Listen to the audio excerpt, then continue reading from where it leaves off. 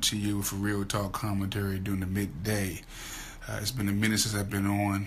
Hours have changed, but we still have the same situations going on in our society, dealing with a WMD culture and what's going on, what's expected. Let me get the preliminaries out the way. You can reach me at juanjohn29 at gmail.com. That's juanjohn29 at gmail.com. You can always reach me, send any size donation to gofundme.com/real-talk-tji-fund. That's gofundme.com/real-talk-tji-fund. Let's get straight to the issue. I want to deal with Bill Maher. There's a rack of issues I'm going to deal with today. I may just break these down in 10-minute increments, but let me deal with Bill Maher from the real time with Bill and his comments on being a house nigger. I saw the interview. I saw it. I wasn't surprised that Bill Maher said that. Let me just post to you what I said about Bill Maher, and then I'm gonna go straight into what I think about his comments. I said, in the system of white male domination culture, using racial slurs and apologizing is the norm to gauge the outrage from the black community. Bill Maher has always pushed the racial line, while liberals in the black community gave him a pass. Another distraction, just like Kathy Griffin, Donald Trump's beheaded bloody picture, we are so focused on what white people are saying, but we choose not to put the same energy towards implementing a plan for the survival of our black community and practicing group economics. I got all that from just that whole Bill Maher comment. I watched it, and Bill basically invoked a term that we don't necessarily talk about in the black community, and that's that house nigger. He literally said that he's not a field white nigger. He is a house white nigger. Let me say something about that term, house nigger. It's very inflammatory. It's in the black community, we know what a house negro or house nigger is. They are the ones who had the best of master's clothing. They had the best of the food. They had a little power, had some authority. I can give you two examples of a house nigger. And if you watch the movie Django with Samuel Jackson, he played Stephen. And he was the quintessential house nigger. He was one of those who knew how much power he had on the plantation. He used it to his advantage, and he would quell or quench any type of insurrection or resistance. Then you had another type of house nigger that was in the movie The Birth of a Nation. The brother Isaiah, who was the house nigger, who basically, again, one who was in the house, one that had advantages, one that, ate good, dressed good. But let me say this: although they ate and they drank good and they had the master's ear, at the same time they caught hell, because if they messed up, they was going to catch the brunt of the punishment. And let's be very clear, coming up in the black community, we were never taught this in school about house niggas. They kept that whole slavery piece away from us. It wasn't until we started seeing Roots on television or certain slave documentaries. But other than that, we was not getting the type of slave movies that's being generated in the 21st century or the 20th century.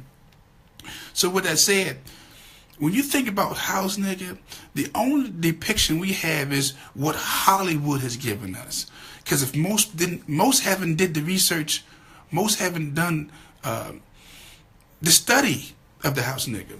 But yet still, he invoked a term that many black people know, that the house nigger was different than the field nigger. The field nigger worked. He got little or no rest. He worked from sun up to sundown. and there was an expectation for him to be in the field.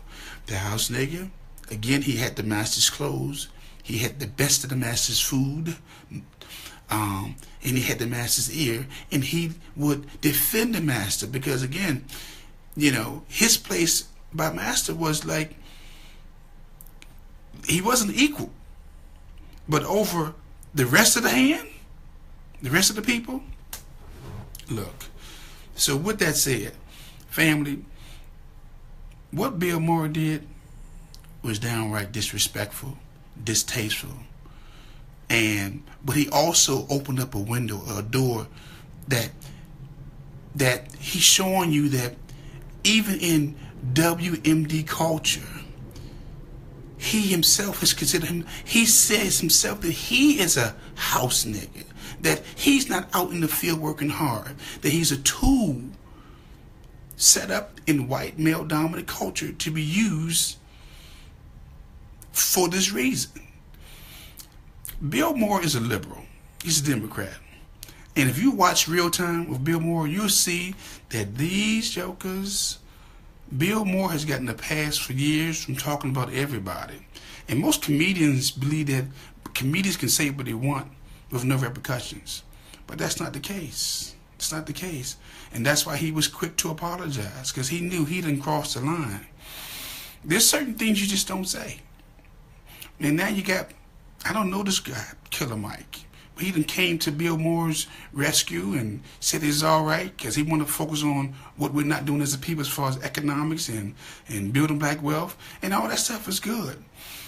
But when every time you have white males who feel like they can just say whatever they want out their mouths with no repercussions, you got to blame us because we're so, oh, it's all right.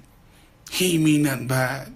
But he did mean something bad. That's why he used it.